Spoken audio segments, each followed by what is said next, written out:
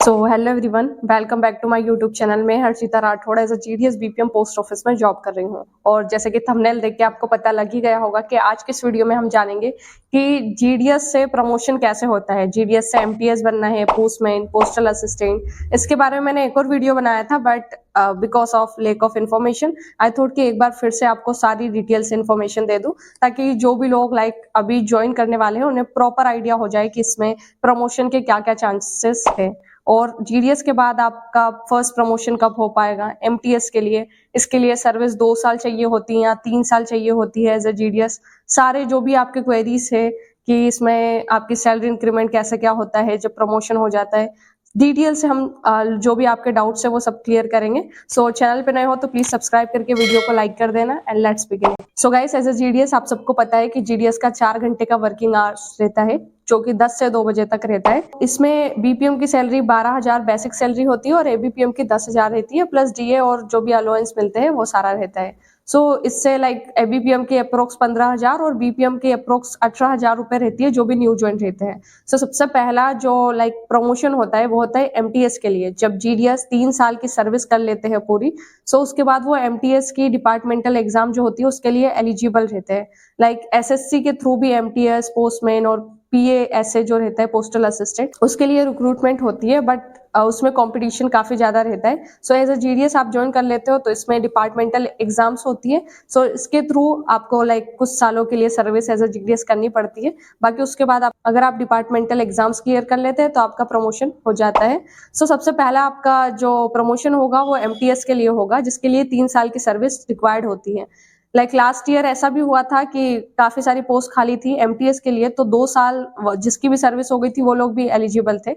But this year I think वापस से अभी तक कोई ऑफिशियल नोटिस नहीं आया है, इसलिए 3 साल की सर्विस रिक्वायर्ड है for MTS exam. So guys, GDS से सबसे पहला आपका प्रमोशन होगा एमटीएस के लिए, जैसे कि मल्टीटास्किंग स्टाफ के नाम से जाना जाता है। इसमें आप 3 साल के बाद जो डिपार्टमेंटल एग्जाम रहती है उसके लिए एलिजिबल रहते हैं। इसमें आपकी बेसिक सैलरी 18,000 हो जाती है, जो कि लेवल 1 में आती है। और एमटीएस की जॉब परमानेंट होती है, इसके बाद से आप परमानेंट एम्प्लॉय बन जाते हो। एज यू नो कि जीडीएस आर एक्स्ट्रा डिपार्टमेंटल, और इसमें जो एमटीएस रहते हैं इनकी posting mostly sub office, head office में होती है। सो आपको जैसे GDS as a GDS rural areas में जॉब करना होता है, ब्रांच ऑफिस में।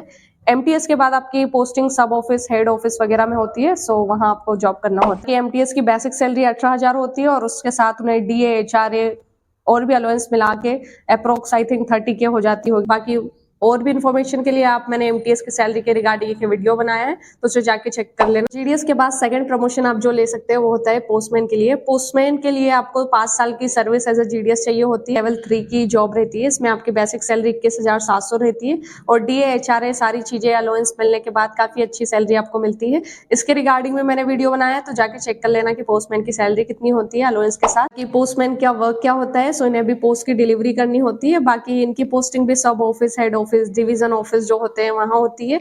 बाकी जो ब्रांच ऑफिसेस रहते हैं वहां जो एबीपीएम का वर्क रहता है वैसा ही पोस्टमैन का वर्क होता है सब ऑफिस एंड हेड ऑफिसेस में। इन्हें पोस्ट की डिलीवरी, डाक वगैरह जो भी रहती है वो कस्टमर्स के घर पे डिलीवर करना होता है। अगला आप प्रमोशन ले सकते हो पोस्टल असिस्टेंट और sorting असिस्टेंट के लिए, और गर्ल्स के लिए I think it is the best job. बाकी इसमें जो सर्विस रिक्वायर्ड होती है वो 8 साल होती है, विच इज काफी ज्यादा टाइम पीरियड बढ़ा दिया है। पहले जीडीएस से पोस्टल असिस्टेंट के लिए जिन्हें भी प्रमोशन लेना था उनके लिए सर्विस पीरियड 5 साल चाहिए होता था। जो भी लोगों ने 17/6/2022 से पहले ज्वाइन किया उनके लिए 5 साल सर्विस चाहिए होगी पीए बनने के लिए, और जो भी लोगों ने 17/6/2022 के बाद ज्वाइन किया है उनको 8 साल सर्विस रिक्वायर्ड है। एंड गाइस, पीए में आपका एजुकेशन 12 चाहिए होता है, लेवल 4 की जॉब होती है। इसमें आपकी बेसिक सैलरी 25,500 हो जाती है और अलाउंस वगैरह मिला के काफी अच्छा अमाउंट मिलता है। इसके रिगार्डिंग भी मैंने सैलरी के बारे में डिटेल से इन्फॉर्मेशन शेयर करी है, तो वीडियो चेक कर लेना। और अगर आप पहले एमटीएस के लिए एग्जाम दे देते हो और उसमें आपका सिलेक्शन हो जाता है, उसके बाद पीए देते हो, एमटीएस से पीए या एमटीएस से पोस्टमैन, तो सब में सर्विस सेम रहती है। अगर आप डायरेक्ट जीडीएस से पीए की एग्जाम देते हो तो 8 साल चाहिए होती है, और अगर आप पहले एमटीएस बन जाते हो तो 3 साल एमटीएस के, और एज ए एमटीएस आपको 5 साल करना होगा, उसके बाद आप पीए के लिए एलिजिबल हो। पीए के बाद जो प्रमोशन होता है वो होता है इंस्पेक्टर और पोस्ट के लिए। तो आप एज ए जीडीएस अगर 16 साल के लिए सर्विस देते हैं तो उसके बाद आप एलिजिबल होते हैं इंस्पेक्टर की एग्जाम देने के लिए।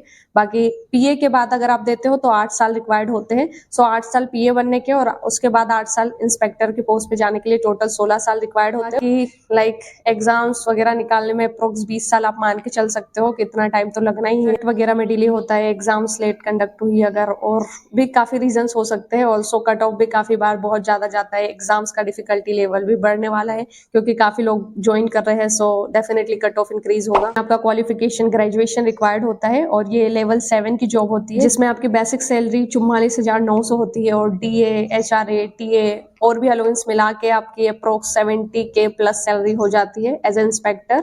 सो काफी अच्छी पोस्ट है। इंस्पेक्टर ऑफ पोस्ट के बाद और भी प्रमोशंस होते हैं लाइक एएसपी, एसएसपी एंड और भी पोस्ट के लिए।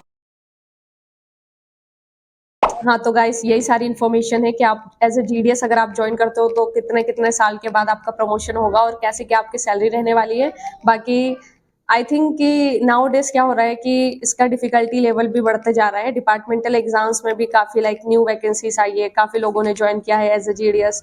सो कट ऑफ भी डेफिनेटली बढ़ रहा है। सो इसके लिए रिक्वायर्ड है कि आपकी प्रिपरेशन काफी अच्छी होनी चाहिए और उसके लिए कुछ सजेस्टेड बुक डिस्क्रिप्शन बॉक्स में आपको मिल जाएगी या टेक प्रोडक्ट्स में, तो आप परचेस कर सकते हैं कि जीडीएस, एमटीएस या पोस्टमैन या पोस्टल असिस्टेंट के लिए अगर आप प्रिपरेशन करते हो सो काफी अच्छा आपको कंटेंट इसमें मिलेगा। सो आपकी हेल्प हो जाएगी और आप बेटर कर पाओगे। प्रमोशन के लिए जब आप एग्जाम देते हो तो उसमें प्रायोरिटी दी जाती है, मतलब अगर आप जीडीएस से एमटीएस कर लिया और एमटीएस के बाद अगर कोई जीडीएस भी पोस्टमैन के लिए दे रहा है और एमटीएस भी दे रहा है तो पहले एमटीएस को प्रायोरिटी दी जाएगी। ऑल्सो कैटेगरी वाइज भी होता है, पीडब्ल्यूडी कैटेगरी के जो कैंडिडेट्स रहते हैं उनका सिलेक्शन जल्दी हो जाता है कम कट ऑफ पे, एसटी एससी वालों को भी थोड़ा सा रिलैक्सेशन मिलता है।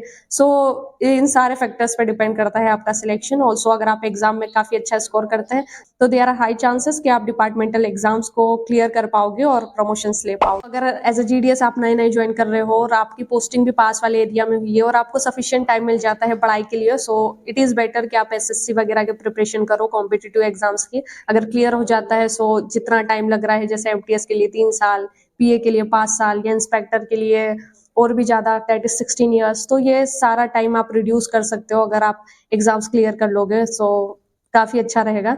सो यही सारी चीजें हैं, बट फोकसिंग ऑन पढ़ाई विथ जॉब इट्स डिफिकल्ट। बाकी अगर मैनेज कर सकते हो so you can try your best. बाकी यही सारी इन्फॉर्मेशन थी। आई होप इस वीडियो ने आपकी हेल्प करी होगी कि प्रमोशन कैसे क्या होगा, सैलरी कितनी क्या होती है, and yes this was the information. I hope so इससे आपकी हेल्प हुई। ऐसे ही वीडियोस के लिए don't forget to like this video and subscribe to my channel. मिलते हैं नेक्स्ट वीडियो में। Till the time, bye guys.